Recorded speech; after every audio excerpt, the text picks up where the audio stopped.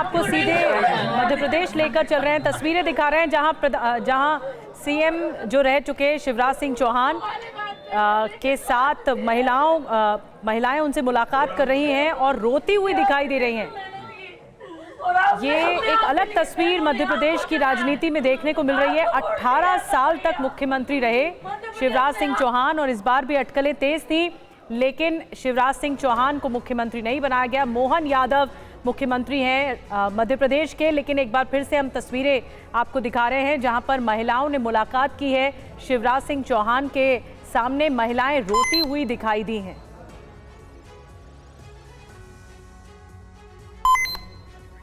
और आपको बता दें कि जयपुर में पूर्व मुख्यमंत्री वसुंधरा राजे के घर पर आज भी विधायकों की गहमागहमी देखी गई है।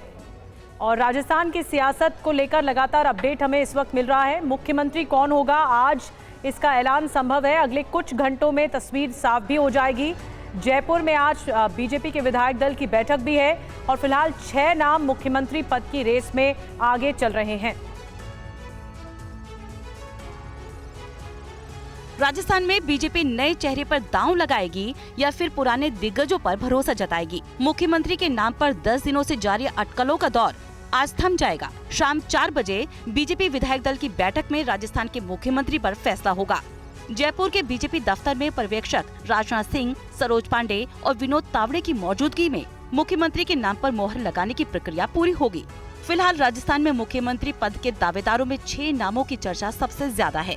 माना जा रहा है कि पूर्व मुख्यमंत्री वसुंधरा राजे, गजेंद्र शेखावत, अर्जुन राम मेघवाल, दिया कुमारी, बालक नाथ और केंद्रीय मंत्री अश्विनी वैष्णव में से कोई एक राजस्थान का मुख्यमंत्री होगा।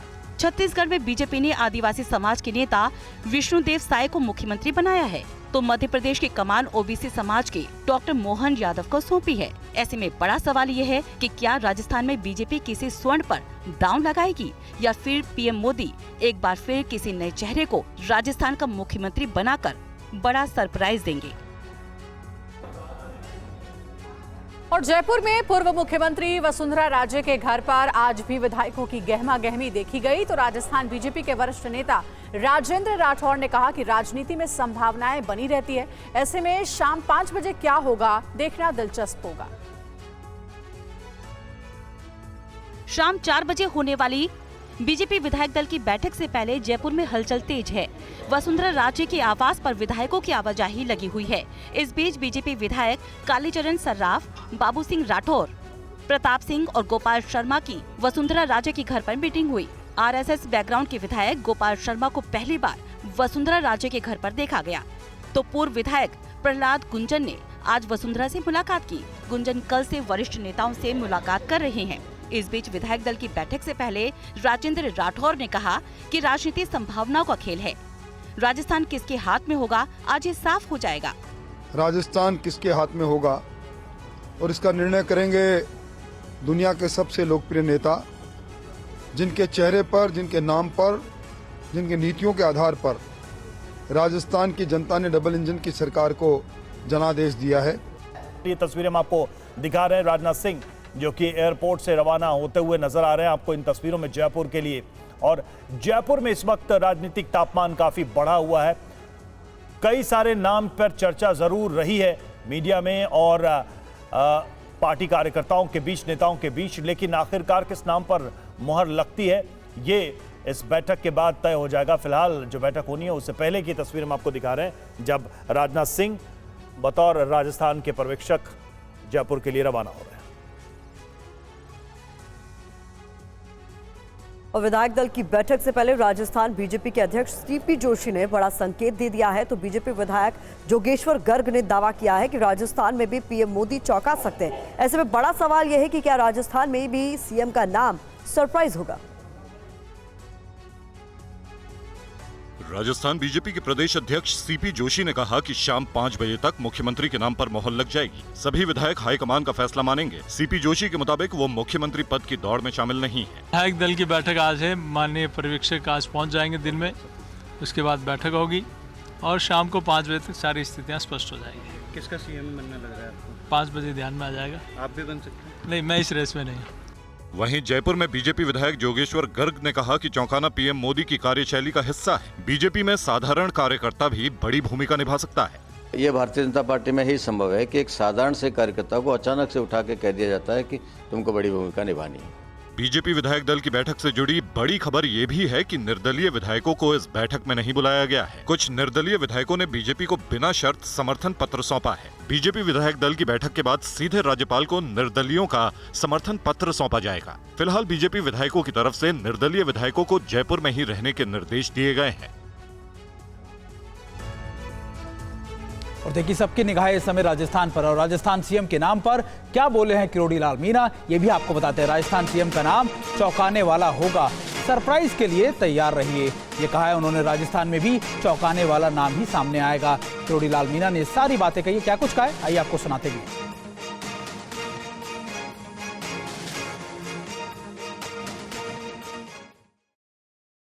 बहुत अनुभवी पर्यवेक्षक हमारे बीच में आ रहे हैं जो बहुत बड़ी राष्ट्रीय हस्ती हैं और वो बड़े सोच समझ के निर्णय लेते हैं। तो सोच समझ के पार्लियामेंट बोर्ड में या माननीय प्रधानमंत्री जी ने जो बताया होगा और बताया गया ये जो हमको पता लगा कि विधायक दल में हर एक विधायक की राय ली जाएगी, तदोपरांत सरप्राइजिंग फैसला सुनाया जाएगा। वसुंधरा जी भी 2 बार मुख्यमंत्री रह चुकी है। हाँ रही है ना। उनकी अभी खासी मीटिंगें हो रही हैं, विधायक पहुंच रहे हैं वहाँ। नहीं वो तो सब जगह जा रहे हैं विधायक, तो मेरे यहाँ भी आए कुछ, और माथुर जी के पास भी गए हैं, सीपी साहब के पास भी गए हैं, वैसे वसुंधरा जी के पास जा रहे हैं। तो जीत के आना, ये खुशी का इजहार करना एक रूटीन की प्रक्रिया है, इसलिए वसुंधरा जी के पास लोग जा रहे हैं। तो आज भी एक सरप्राइज के लिए तैयार रहेंगे? बिल्कुल, आपको एक सरप्राइज के लिए तैयार रहना चाहिए जिस पर राजस्थान का पूरा देश अचंभा करेगा। और मध्य प्रदेश में इस वक्त शिवराज सिंह चौहान प्रेस कॉन्फ्रेंस कर रहे हैं। फिर भारतीय जनता पार्टी की सरकार भारी बहुमत से बनी। 2018 में वोट हमें ज्यादा मिले, लेकिन सीटों के गणित में हम पिछड़ गए थे। लेकिन बाद में फिर हमने सरकार बनाई, और आज जब मैं यहां से विदाई ले रहा हूं तो मुझे इस बात का संतोष है कि 2023 में फिर भारी बहुमत से भारतीय जनता पार्टी की सरकार बनी है। मेरा मन आनंद और संतोष से भरा हुआ है। लाखों कार्यकर्ताओं के परिश्रम से, प्रधानमंत्री जी के आशीर्वाद से, उनकी लोकप्रियता के कारण, और केंद्र और राज्य की भी कल्याणकारी योजनाओं के कारण, जिसमें लाडली बहना का भी योगदान जबरदस्त है, ये सरकार बनी। लेकिन मेरे मन में संतोष है कि सरकार, भारी बहुमत वाली सरकार, जिसको 48.55% वोट मिले, अब तक के सबसे ज्यादा, वो सरकार बना के मैं जाऊंगा। और मुझे इस बात का भी संतोष है कि जब मध्य प्रदेश हमें मिला था विरासत में, तो एक पिछड़ा और बीमारू मध्य प्रदेश मिला था। एक लंबा सफर हमने विकास और प्रगति का तय किया, और इन वर्षों में मैंने, मुझ में जितनी क्षमता थी, मुझ में जितना सामर्थ्य था, मैंने पूरा झोंक के अपने प्रदेश के लिए और जनता के कल्याण के लिए काम करने की कोशिश की। मैं अपनी क्षमताओं को अनंत नहीं मानता,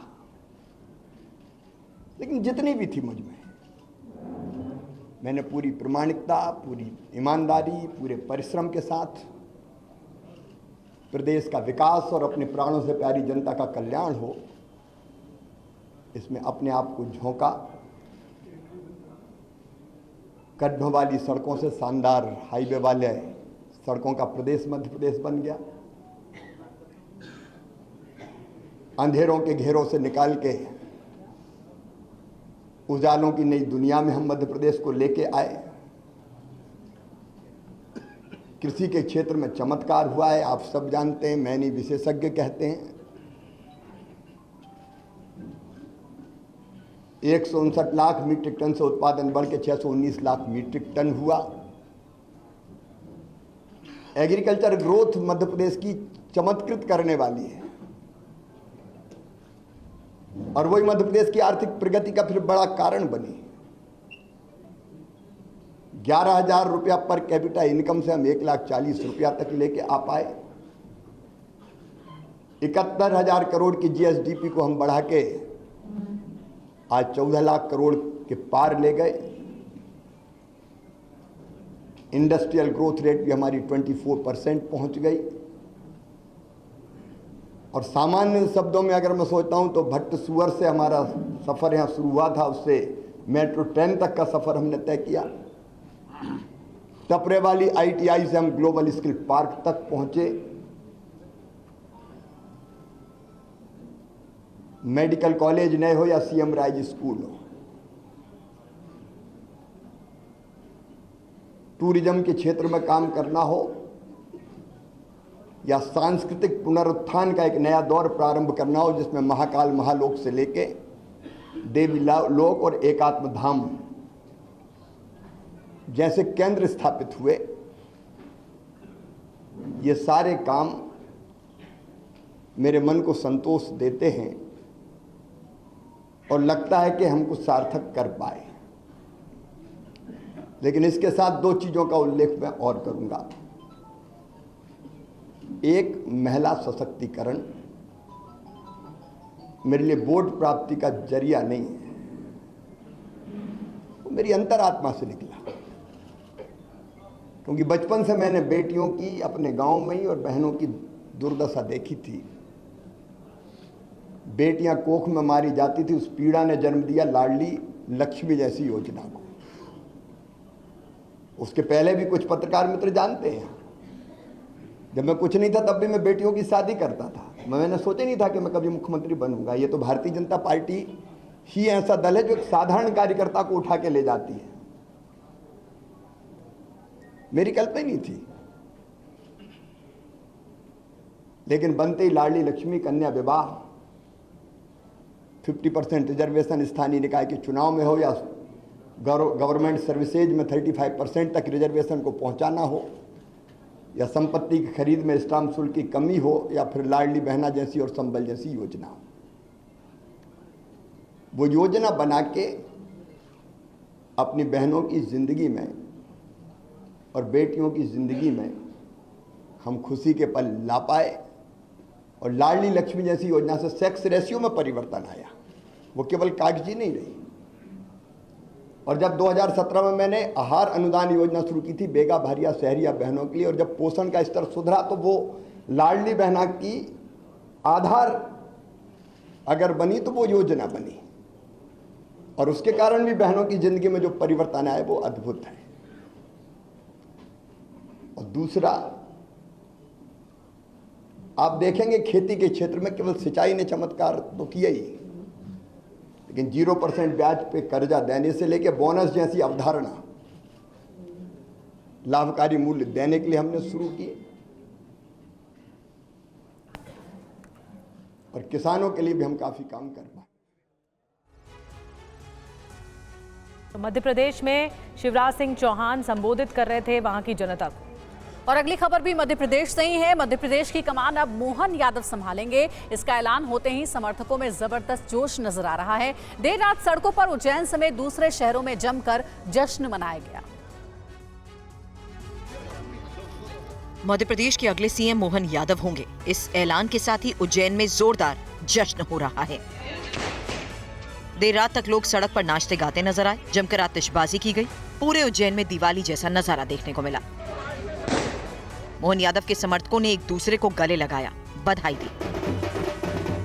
तस्वीरें मध्य प्रदेश के रीवा की भी हैं, जहां देर रात तक जश्न मनाया गया। बीजेपी कार्यकर्ता, मध्य प्रदेश के नवनिर्वाचित मुख्यमंत्री के रिश्तेदारों ने कुछ इस अंदाज में अपनी खुशी का इजहार किया। पूरे प्रदेश में उत्साह है और घर में जो है मतलब सभी लोग जो है मतलब बहुत ही खुश हैं और ऐसी अपेक्षा हुई और खासकर भाजपा के जो शीर्ष नेता हैं उनका सबका आशीर्वाद जो है मतलब उनके साथ में संभावना थी बनने की और अब ये जो है मतलब इतनी जल्दी बन गए और ये नहीं था ऐसे मतलब कोई। वहीं डेप्यूटी सीएम बनने वाले राजेंद्र शुक्ला के समर्थकों का इस अंदाज में जोश नजर आया।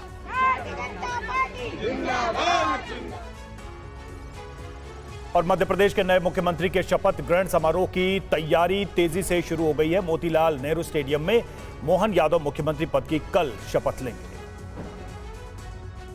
कल चूंकि पहले शपथ का कार्यक्रम है तो स्वाभाविक रूप से सारे बड़े बड़े हमारे जो मार्गदर्शक के माननीय प्रधानमंत्री जी, माननीय गृह मंत्री जी, नड्डा जी, माननीय योगी जी, उन सब के लिए हम तैयारी कर रहे हैं। प्रदेश में भारतीय जनता पार्टी को प्रचंड बहुमत की सरकार बनी है और भाजपा के लिए पूरा देश वर्तमान में एक विशेष निगाह से देखता है, तो कहीं हमारे लिए प्रदेश में और बड़ी संभावना सरकार के आधार पर भी और आम जनता की गरिमा के हिसाब से कार्यक्रम करने की बनती है। मध्य प्रदेश के नवनिर्वाचित मुख्यमंत्री मोहन यादव ने आज खुद इस बात का ऐलान किया है कि कल होने वाले उनके शपथ ग्रहण समारोह में प्रधानमंत्री नरेंद्र मोदी शामिल होंगे।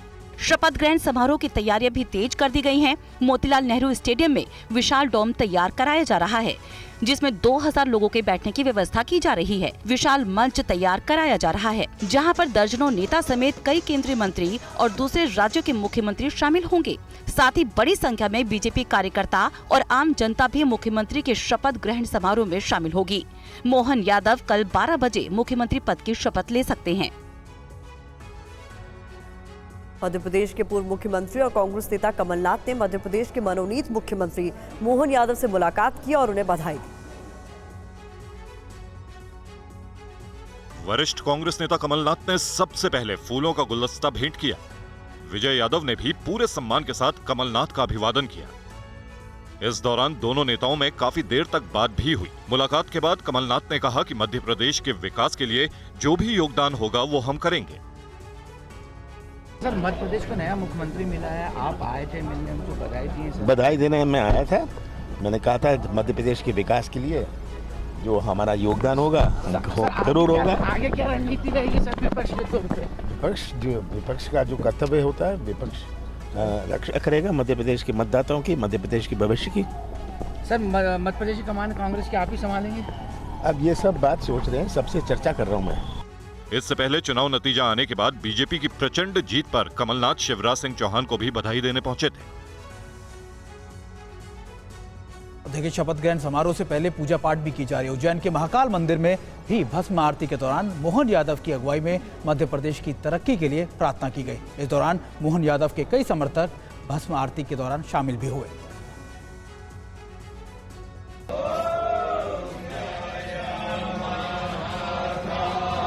महाकाल मंदिर की भस्म आरती में मोहन यादव के लिए खास पूजा। प्रदेश की तरक्की के लिए महाकाल से आशीर्वाद मांगा गया। भस्म आरती में दूर दूर से पहुंचे मोहन यादव के समर्थक। भस्म आरती के बाद महाकाल मंदिर के पुजारी ने बताया कि इस खास भस्म आरती का आयोजन मोहन यादव की कामयाबी और मध्य प्रदेश के विकास के लिए किया गया।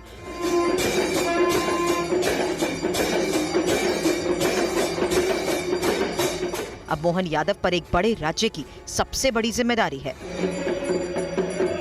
यही प्रार्थना की गई है कि मध्य प्रदेश की उत्तरोत्तर वृद्धि हो और जो मध्य प्रदेश के अंदर माननीय मोहन यादव जी को जो मुख्यमंत्री बनाया है, बाबा महाकाल से यही कृपा है कि पूरे उज्जैन का नाम पूरे विश्व के अंदर हो और सफल नेतृत्व के साथ के अंदर वो कार्य करे। मध्य प्रदेश के नए मुख्यमंत्री मोहन यादव दक्षिण उज्जैन से जीतकर तीसरी बार विधानसभा पहुंचे हैं। और छत्तीसगढ़ की राजधानी रायपुर में शपथ ग्रहण की तैयारियां जोर शोर से चल रही है। रायपुर के साइंस कॉलेज मैदान में विष्णुदेव की ताजपोशी में प्रधानमंत्री नरेंद्र मोदी भी शामिल हो रहे हैं। छत्तीसगढ़ में पहले महाजीत, फिर नए सीएम के नाम का ऐलान और अब शपथ ग्रहण समारोह की तैयारियां। रायपुर में विष्णुदेव साय की ताजपोशी काफी खास होने वाली है। खुद प्रधानमंत्री नरेंद्र मोदी की उपस्थिति में छत्तीसगढ़ के नए मुख्यमंत्री विष्णुदेव साय और मंत्रिमंडल के सदस्य शपथ लेंगे। साथ ही केंद्रीय गृह मंत्री अमित शाह, बीजेपी के राष्ट्रीय अध्यक्ष जेपी नड्डा, केंद्रीय मंत्री डॉक्टर मनसुख मांडविया, छत्तीसगढ़ प्रदेश प्रभारी ओम माथुर, सह प्रभारी नितिन नवीन सहित अनेक राज्यों के मुख्यमंत्री और वरिष्ठ नेता मौजूद रहेंगे, जिसको देखते हुए रायपुर में सुरक्षा भी बढ़ा दी गई है। पीएम साहब आएंगे, एचएम साहब आएंगे, हमारे राष्ट्रीय अध्यक्ष जी आएंगे, केंद्रीय हमारे मंत्री आएंगे, केंद्रीय नेता आएंगे। उसके साथ में अनेक प्रदेश के मुख्यमंत्री भी इसमें शिरकत करेंगे। पार्टी की इच्छा भी है कि जो लोग सब चुनाव में यहाँ पर सभा लेने के लिए आए, यहाँ बातचीत किए, ऐसे सब लोग रहेंगे तो बहुत अच्छा लगेगा। बता दें, विष्णुदेव साय छत्तीसगढ़ के पहले आदिवासी मुख्यमंत्री होंगे। वहीं अरुण साव और विजय शर्मा को डिप्टी सीएम तो पूर्व मुख्यमंत्री रमन सिंह को विधानसभा अध्यक्ष बनाया गया है। और एक बड़ी खबर मिल रही है, संसद भवन में बोले राहुल गांधी, नेहरू ने अपना पूरा जीवन देश को दिया है। बीजेपी मुद्दों से भटकाने की कोशिश कर रही है। आगे वो कहते हैं जातीय जनगणना मुख्य मुद्दा है। राहुल गांधी का ये बयान सामने आया है। अमित शाह के बयान पर कांग्रेस नेता राहुल गांधी का केंद्र सरकार पर बड़ा हमला। पंडित नेहरू को बहुत ज्यादा क्रिटिसाइज किया गया, ये तक कहा गया होम मिनिस्टर के द्वारा कि वही जिम्मेदार थे और गलतियां उन्होंने करी, ब्लंडर उन्होंने किए। किन्होंने? पंडित नेहरू को। पंडित नेहरू ने मतलब अपनी लाइफ दे दी,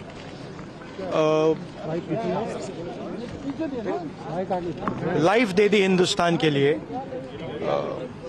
सालों जेल में रहे। अमित शाह जी को शायद हिस्ट्री नहीं मालूम, वो तो मैं एक्सपेक्ट ही नहीं कर सकता हूँ कि उनको हिस्ट्री मालूम। वो तो हिस्ट्री को रीराइट करते रहते हैं। ये पूरा का पूरा डिस्ट्रैक्ट करने का है। बेसिक इशू जाति जनगणना और जो भागीदारी है इस देश की, जो धन देश का है, वो किसके हाथों में जा रहा है, ये मेन इशू है। और इस इशू को ये लोग डिस्कस नहीं करना चाहते, इससे डरते हैं, इससे भागते हैं। मगर ये इशू को हम आगे ले जाएंगे और जो गरीब लोगों का हक है वो हम उनको दिलवाएंगे। ठीक है, ये सब ये नहीं बिल्कुल नहीं बिल्कुल नहीं निकाला। छत्तीसगढ़ के अंदर ट्राइबल दिया ओबीसी, आपको लगता है आप लोग मैंने सुनिए देखिए, हमारा भी ओबीसी था, इन्होंने ओबीसी दिया, ठीक है, वो इशू नहीं है। सवाल ये है कि स्ट्रक्चर के अंदर कितनी भागीदारी है। प्रधानमंत्री ओबीसी हैं, मगर सरकार को 90 अफसर चलाते हैं।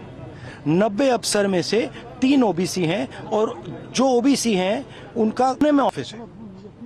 तो मेरा पॉइंट है कि सरकार का सिस्टम, हमारा इंस्टीट्यूशनल सिस्टम जो है पूरा का पूरा, उसमें ओबीसी की कितनी भागीदारी है, दलितों की कितनी भागीदारी है, आदिवासियों की कितनी भागीदारी है, ये हिंदुस्तान के सामने मेन सवाल है। और ये मुझे बोलने दीजिए आपसे सवाल पूछा तो बोलने दीजिए। हाँ, ये मेन इशू है। और 24 घंटा ये डिस्ट्रैक्ट करने के लिए कभी जवाहरलाल नेहरू के बारे में बोलेंगे, कभी किसी और के बारे में बोलेंगे। बात भागीदारी की है। और वसुंधरा राजे अपने घर से निकली, जी हां, जानकारी आ रही है, जयपुर एयरपोर्ट के लिए रवाना हुई। पर्यवेक्षकों की अगवानी के लिए एयरपोर्ट जा रही हैं। कुछ ही देर में पर्यवेक्षक जयपुर पहुंच रहे हैं। कुछ ही देर में पर्यवेक्षक जयपुर पहुंचने वाले हैं। और इसके पहले देखिए जानकारी सामने आ रही है कि एयरपोर्ट के लिए रवाना हो गई वसुंधरा राजे।